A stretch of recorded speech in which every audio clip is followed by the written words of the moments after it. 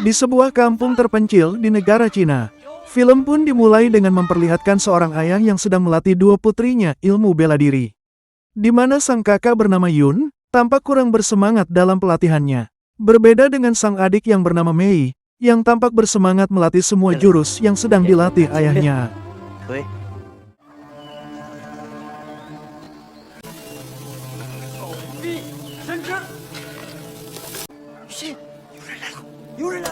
Lalu, di saat mendengar kedatangan seseorang, ayahnya langsung menyuruh ibunya untuk menyembunyikan si Mei karena ternyata, pada saat itu situasi negara dalam keadaan ekonomi lemah, hingga pemerintah pun harus mengatur untuk menekan jumlah anak dan meminta agar semua keluarga untuk memiliki hanya satu anak saja. Lalu, cerita pun migrasi yang memperlihatkan si Mei yang telah tumbuh dewasa, di mana kala itu, bersama imigran gelap lainnya, si Mei berada di dalam sebuah truk box untuk diantarkan menuju ke suatu tempat. Kemudian beberapa saat setelah perjalanan, Mei dan wanita lainnya sedang dikasih wejangan dari seorang tante untuk bekerja di tempat ini.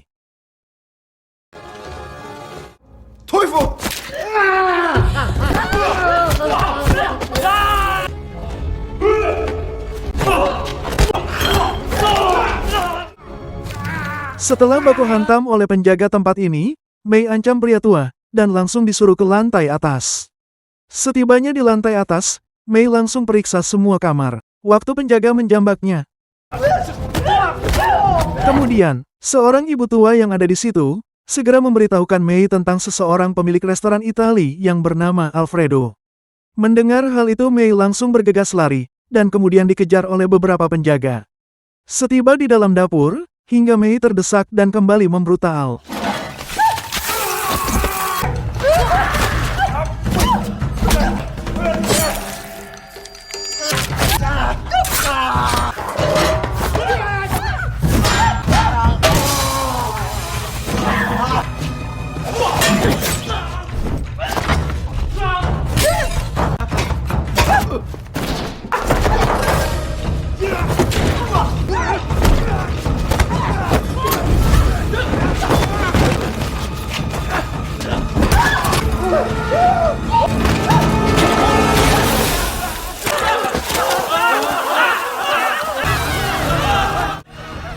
Sehabis melucuti para penjaga di situ, hanya menggunakan peralatan dapur, Mei keluar dapur restoran dan berpapasan dengan pria bernama Wang, yang adalah pemilik restoran ini.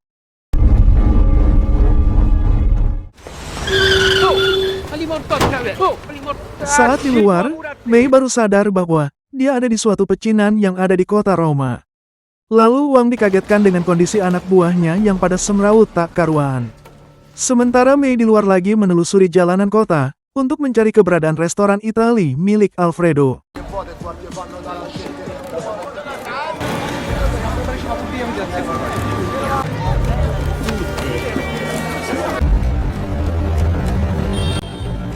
Akhirnya, restoran milik Alfredo ditemuin juga oleh si Mei.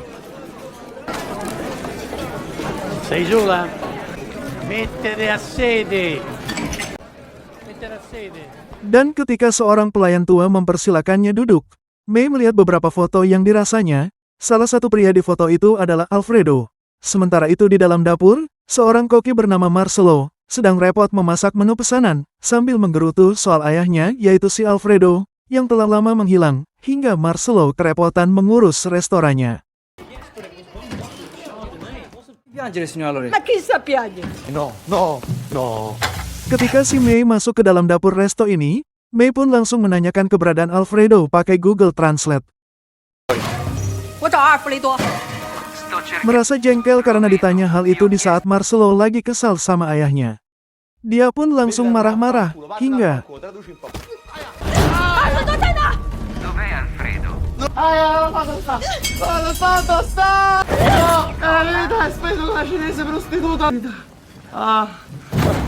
Mendengar Alfredo telah pergi bersama wanita asal Cina, si Mei langsung melepaskan Marcelo.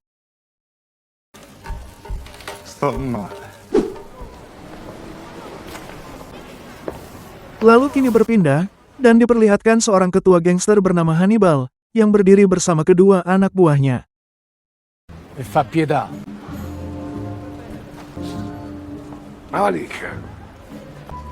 Faccio quello che posso. Faccio quello che mi dammi di soldi. Dammi il lavoro. Te lo dico più. Dan saat masuk restoran, Hannibal yang ternyata adalah adiknya Alfredo, langsung dihampiri oleh keponakannya si Marcelo, yang ngadu soal sosok wanita Cina yang telah menghajarnya karena lagi mencari Alfredo. Davvero sei te? Ma come mai cercava Alfredo? E che sei fatto una donna femmina? Già. Te gonfia pure a te. Mendengar itu, Hannibal yang gak terima bila wilayah kekuasaannya diganggu oleh orang Cina, apalagi sampai berani menghajar keponakannya. Saat itu juga, dia pun langsung datangi restoran Cina dan buat perhitungan dengan uang. Finto cane, morto. La spacciano italiana, sta roba, sti bustieri. Vero Cancelo? Una di voi è venuta al ristorante e cercava Alfredo. Allora? Alfredo, ne parla c'era. Setelah Wang menjelaskan bahwa dia tidak pernah mengirim anak buahnya datang ke restoran Alfredo, Hannibal yang meragukan hal itu, langsung menegur Wang agar segera menangkap wanita itu. Karena bila enggak, Hannibal tak segan untuk menghabisi Wang. Sementara itu di rumahnya, Lorena yang tahu bahwa Alfredo telah pergi meninggalkannya bersama wanita asal Cina, sehingga mengecewakan dia dan akhirnya Lorena membongkar semua barang milik Alfredo. I've seen a lot of change, been through a lot of pain. Some things are not the same as they were a year ago. But all will be Kemudian di malam okay. harinya, Hannibal kembali mendatangi Marcelo untuk menanyakan ciri-ciri wanita asal Cina yang telah menghajarnya. Dan saat Marcelo sedang menjelaskan ciri-ciri wanita itu, tiba-tiba aja si Mei nongol di depan pintu, hingga anak buah Hannibal langsung mengejar Mei. Sadar bahwa dirinya telah diikuti, si Mei sengaja memancing mereka ke tempat perbelanjaan yang lagi tutup. Hingga salah satu anak buah Hannibal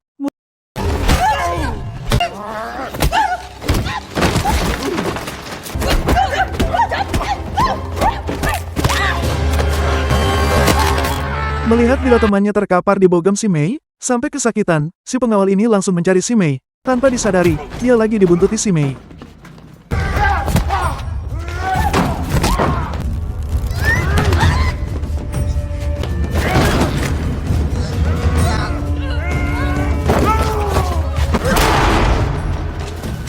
Ternyata bro, si botak ini sangat kuat, hingga si Mei pakai batang bunga sebagai senjatanya.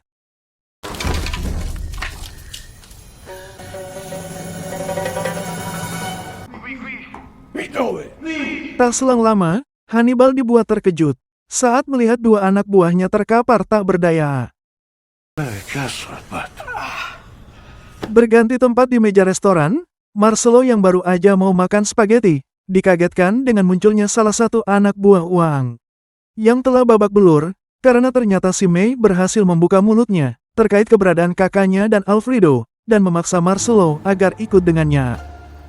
Saat sampai di lokasi terbuka, mereka bersiap menggali di tempat yang telah ditunjukkan oleh pengawalnya, Wang.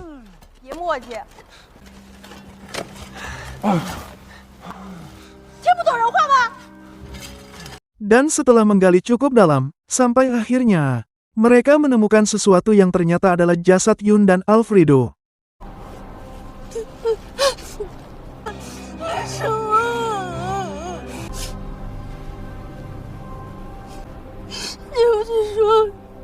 Setelah keluarkan kakaknya dari lubang, Mei pergi dengan membawa mobil Marcelo.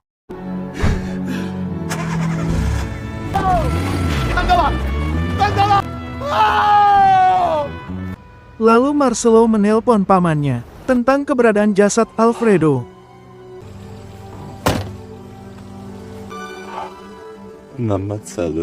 Melihat jasad Alfredo, pamannya langsung menenangkan Marcelo.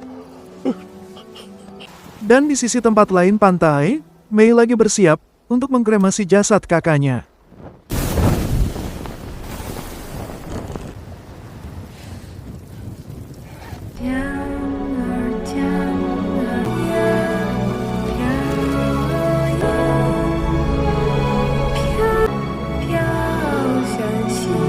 Kemudian saat pagi mulai terang, pamannya membantu Marcelo untuk menguburkan kembali jasad Alfredo dan tetap merahasiakan kematiannya untuk nama baik keluarga. Kemudian pamannya membawa Marcelo ke sebuah apartemen yang sudah disewa Alfredo untuk tinggal bareng sama kakaknya Mei. Pamannya menjelaskan, bila dia telah berusaha menasehati Alfredo supaya meninggalkan wanita Tionghoa itu agar kembali kepada keluarga. Akan tetapi, karena cinta telah membutakannya, Alfredo tetap memilih tinggal bersama Yun, sementara pamannya sendiri sengaja merahasiakan soal itu, buat menjaga perasaan Marcelo dan ibunya. Kemudian esok harinya, dengan penuh amarah, Marcelo langsung mengambil pisau dapur, dan pergi ke restoran Tionghoa untuk membalas dendam atas kematian ayahnya.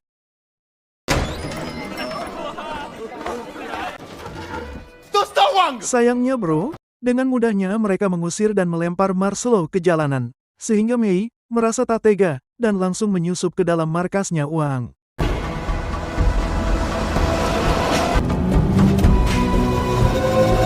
Sampai di sebuah kamar, Mei segera mempersiapkan diri dengan berdandan agar dia bisa berbaur di tempat itu, supaya tak diketahui Wang.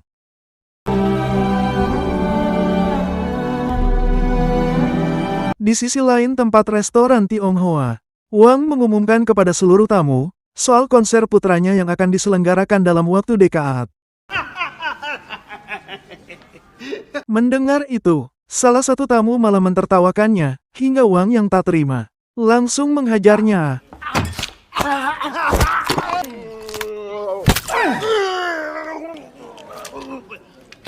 各位，不好意思，扫大家兴了啊！这个老张啊，就是爱开玩笑。大家接着玩。 Lalu Mei, yang ternyata telah berada di sana, langsung bersiap untuk menyerang Wang.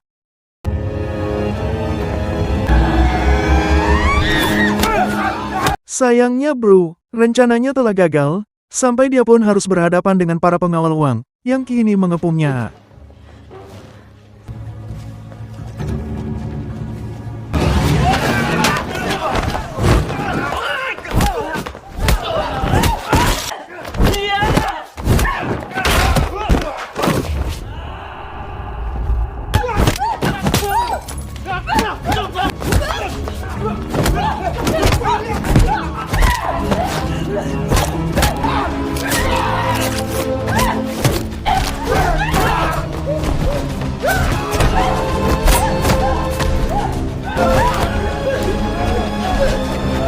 Dan ketika berusaha untuk bisa mendekati Wang, sayangnya, bro, Mei terkena tikaman di pundaknya, disusul dengan beberapa pukulan, sampai Mei terjatuh pun masih dihajar habis-habisan.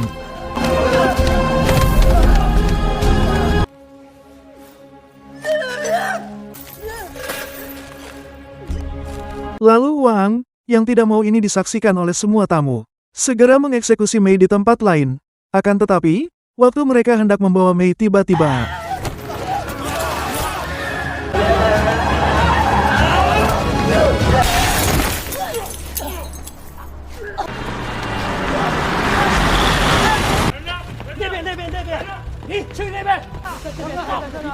Dan ketika pengawal Wang tidak menemukan Mei di sana, mereka pun segera berpencar untuk mencarinya. Lalu sesaat kemudian, seorang koki, temannya Marcelo menemukan keberadaan Mei, dengan posisi yang pingsan, dan dengan luka yang lumayan parah. Lalu Marcelo dipanggil, untuk melihat kondisi Mei, yang saat ini sedang diobati. Karena saat ini Mei lagi dicari, oleh komplotan Wang, teman Marcelo yang tak ingin keluarganya dalam bahaya, meminta Marcelo agar mau membawa Mei. Karena gak ada pilihan, akhirnya bro, Marcelo terpaksa harus membawa Mei.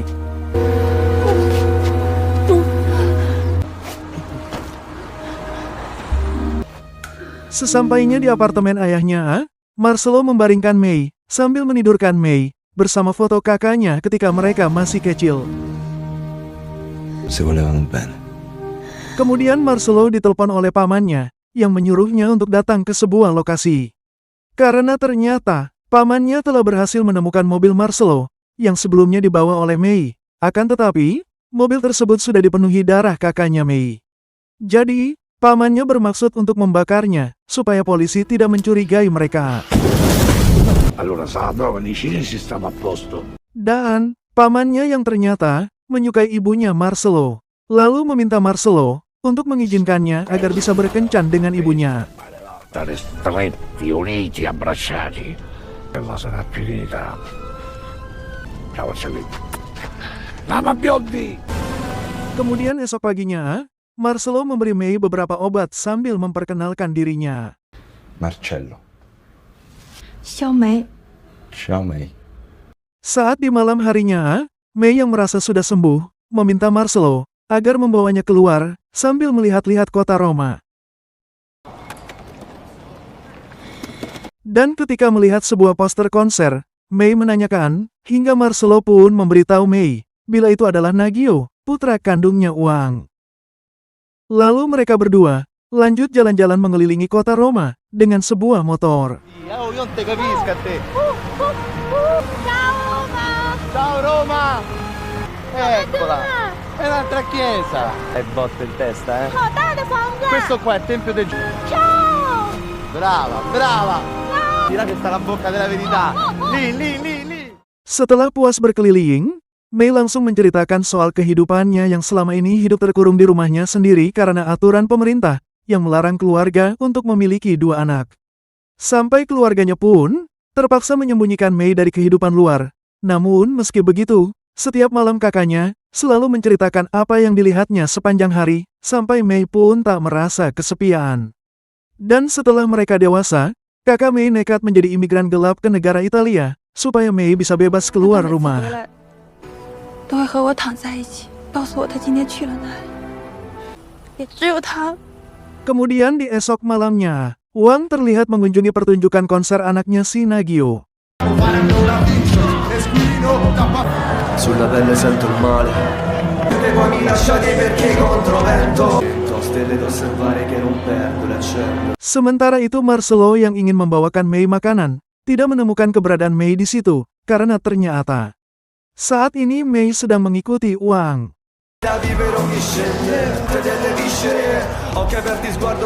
Melihat keberadaan Mei di sana, Wang yang gak mau mengacaukan konser anaknya si Nagio, dengan terpaksa menjauh pergi dari tempat tersebut. Lalu, Mei yang gak mau melepaskan Wang pun langsung mengejarnya.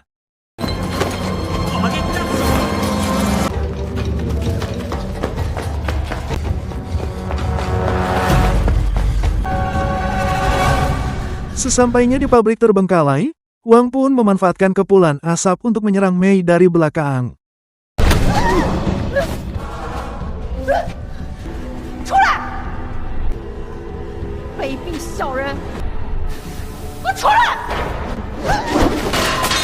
Merasa ditantang, Wang akhirnya menyuruh Mei untuk melakukan duel di atas.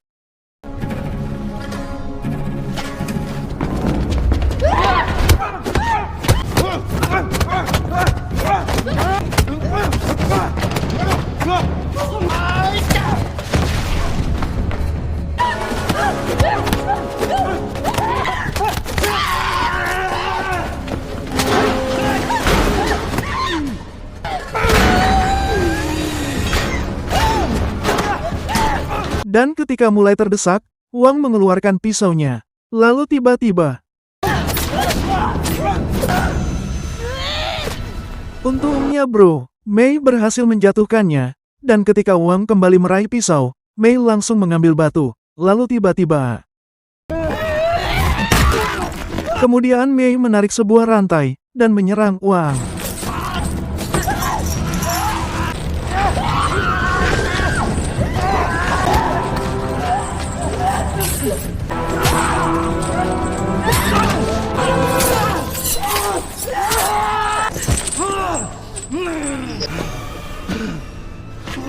Lalu, ketika Wang sudah gak berdaya, Mei langsung menanyakan, kenapa Wang membunuh kakaknya. Lalu, Wang pun menceritakan, bila Alfredo yang sangat menyayangi Yun, rela menukar restoran miliknya dengan kebebasan Yun. Akan tetapi, ketika ingin menandatangani perjanjian, tiba-tiba aja paman Marcelo datang dan mencegahnya, karena dia gak rela, bila restoran milik keluarganya diserahkan begitu aja, hanya demi kebebasan seorang wanita Tionghoa. No! Tenere Nanni! Ma non ci pensi a tuo figlio, a tua moglie, la famiglia! E che tu non ti ricordi come non mi ricordavo io? Che tu, quel ristorante era di tuo padre, poi è stato nostro, e poi sarà da passione e di figlia.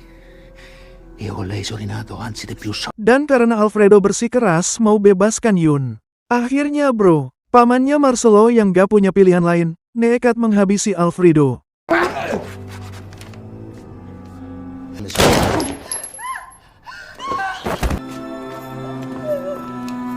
Setelah paman Marcelo pergi dari tempat itu, Wang yang merasa bahwa Yun akan membuat masalah baru, maka Wang juga langsung menghabisinya. Mendengar cerita dari Wang, Mei tampak bersedih, hingga Wang memanfaatkan kelengahan Mei untuk menyerangnya. Akan tetapi, tidak semudah itu bro. Mei yang kini emosinya sedang memuncak pun, langsung menghabisi Wang, dengan cara yang sama seperti Wang menghabisi kakaknya.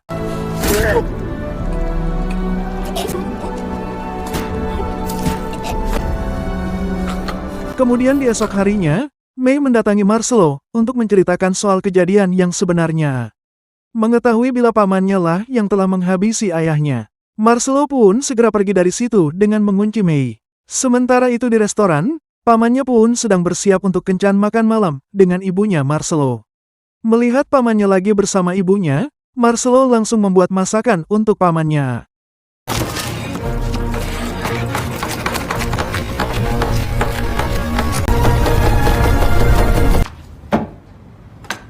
Lalu, Marcelo pun duduk di antara mereka, dan memaksa pamannya untuk segera menyantap makanannya.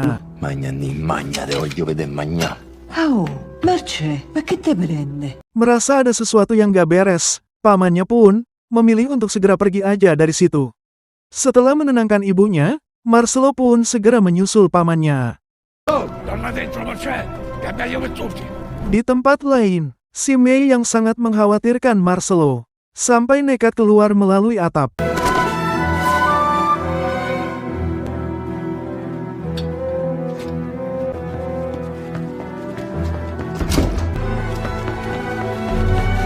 Kembali ke Marcelo, yang saat ini berhasil menyusul pamannya, dan langsung menanyakannya, kenapa dia tega menghabisi saudaranya sendiri. Sei stato tu, l'hai ammazzato tu il tuo. Stava a vendere la cosa più bella, più preziosa che ci avete.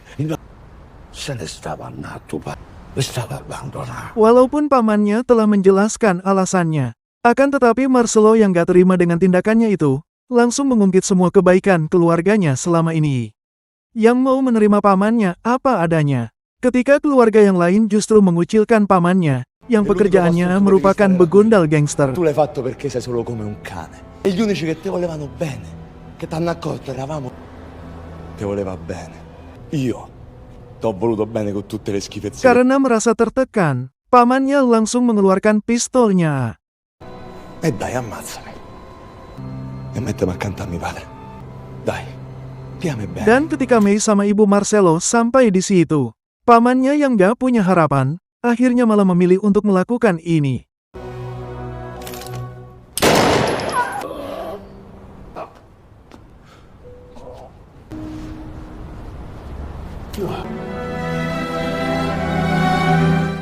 Singkat cerita, beberapa tahun telah berlalu, dan kini Mei yang telah mudik ke Cina, memilih untuk meneruskan perguruan ayahnya dengan melatih kungfu kepada anak-anak di kampungnya.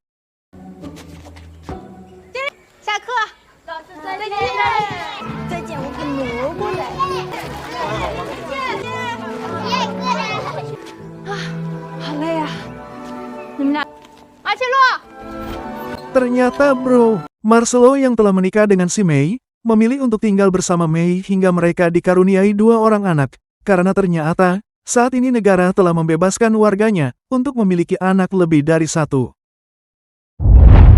Pada akhirnya, kisah Marcelo dan Mei ini nunjukin kalau dendam itu gak pernah benar-benar menyelesaikan masalah, bukannya lega, yang ada malah hati makin kosong setelah semuanya terjadi.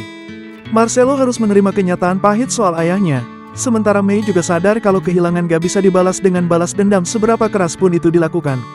Karena pada akhirnya hidup itu bukan soal membalas apa yang telah terjadi, tapi soal gimana kita tetap jalan setelah semuanya berantakan. Oke, sampai di sini ceritanya. Salam kue putu dan nasgor pedas level Galawo.